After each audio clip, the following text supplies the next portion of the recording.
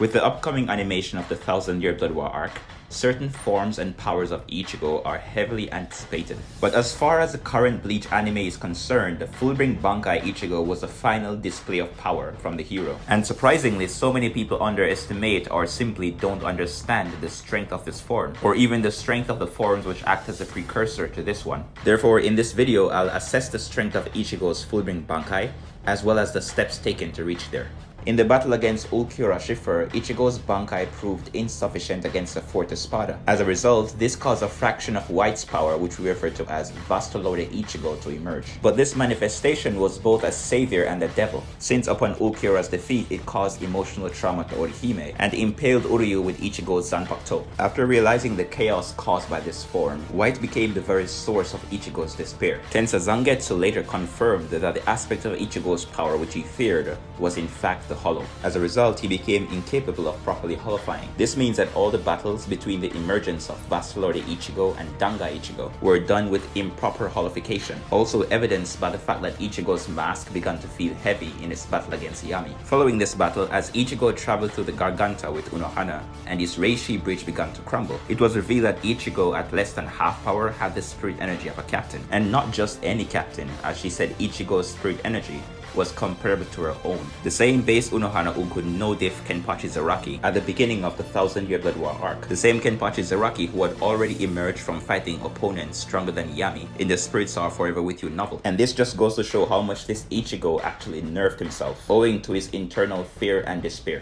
This is of course because spiritual powers are heavily tied to one's heart. And you might recall that Kisuke Urahara taught Ichigo that fear inhibits one's powers. It interrupts the flow of spirit energy and prevents one from properly attacking, evading, or defending. So even though Bankai Ichigo might have that tremendous spirit energy tucked away inside him, he can't properly release or utilize it when he's in a state of despair and fear. Therefore, in order to overcome those forces, resolve is needed. And later on, we could see Sosuke Aizen's disappointment towards Ichigo, as a revelation of the former's manipulation caused Ichigo's mind to be thrown in chaos. And as a result, his attack potency became drastically reduced. This lack of resolve was also shown earlier as Ichigo was indecisive about using his hollow powers against Aizen, even though this state was still much better than what came later against Gin Ichimaru. After witnessing the defeat of the Vizard's captains and even the head captain Genryusai at the hands of Aizen's power and strategy, and the other events following up to the fight with Gin Ichimaru, Ichigo's fighting spirit was heavily diminished. According to the Unmasked Data book, Ichigo fought Gin for the first time since Soul Society arc, but couldn't do anything against him because his fighting spirit was heavily weakened. This further substantiates my point that Ichigo had insane power,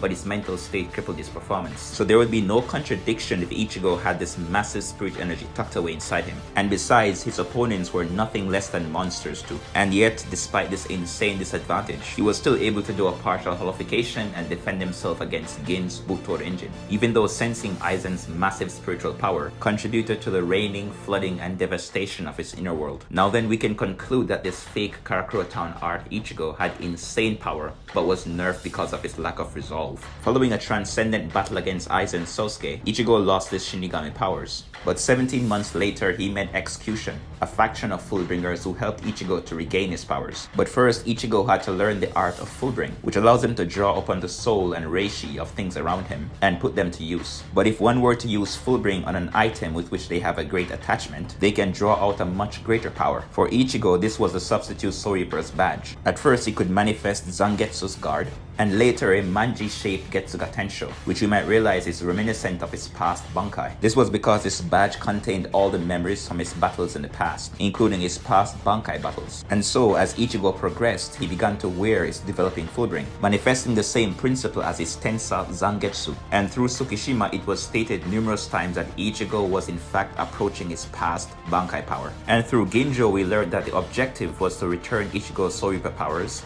and cause them to fuse with his Fullbring. And this would unleash a level of power transcending his past Shinigami powers. And I know that so many people hate this form of Ichigo, whether it's the design or because it's not as flashy, but this form of Ichigo incorporates a level of power which actually surpasses his past Bankai. So this Power Ranger looking Ichigo was actually stronger than his past Karakura arc Bankai. Following his encounters with Tsukishima, Ichigo would then go on to master this power, successfully merging elements of Shinigami and Fullbring. And although they expected Ichigo Ichigo to be stronger and faster than his past Bankai. It so happened that Ichigo could produce attacks that were several times faster than what they expected, firing off super fast Getsuga Tenshos combined with powerful martial arts kicks. Following the plot of the Lost Agent arc, this power was then stolen by Ginjo Kugo, and it was combined with his own to create a powerful form. But with the help of Rukia, Kisuke and Isshin, as well as the Gotei 13, Ichigo's power was restored and taken to a higher level, a form which I label Fullbring Shikai Ichigo. This form was already so much stronger than Fullbring Ichigo because Tsukishima, who was a rival to Ginjo's previous form, could parry a Getsuga Tensho from Fullbring Ichigo, but one Getsuga Tensho from Fullbring Shikai against Ginjo Kugo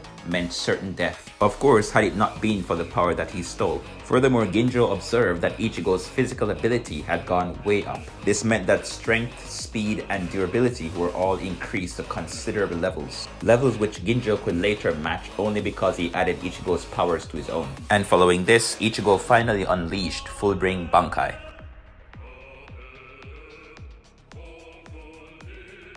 Tensa Zangetsu. A Bankai generally increases the combat ability of the Zanpakuto anywhere from 5 to 10 times. But at this point in the story, Ichigo would more than likely have a mastered Bankai. At first, he was being crushed by the weight of his own Bankai spiritual pressure, which meant that he couldn't control the massive power of Bankai. But in his fight with Grimmjow, Ichigo was not only able to control his own Bankai power, but he was also able to throw on additional power onto Bankai with his Hollow Mask and master all of it. And in the Can't For Your Own World novels, we learned that Ichigo's growth rate back in Rekomunda arc was directly comparable to Hikone Ubuginu's, whose growth rate was compared to fighting hundreds of battles in the span of mere hours. And to make things even crazier, this comparison was applied to Ikone when they were taking a break between fights. So it stands to reason that Ichigo's growth rate and mastery of additional powers would indicate his mastery of his own Bankai. A Bankai which grants Ichigo the ability to convert spiritual power into speed. So much speed that he could reaction blitz a Bankai Ginjo, despite the latter receiving so many amps to his Fullbring powers. This Ichigo was also physically strong and durable enough to catch and dispel Ginjo's Zero with nothing but his bare hands, and his spiritual energy sharpening his sword to such an extent that he could pierce straight through Ginjo's sword.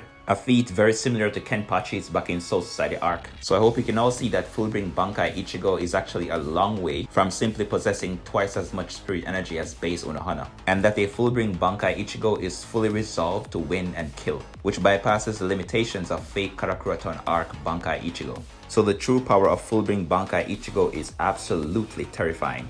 Thank you all for watching, and something tells me you guys really enjoyed this one. I really tried to make it as detailed as possible. So please like and subscribe, comment your thoughts down below, and let's hurry up and get to 10K. I have so many amazing video ideas for you guys.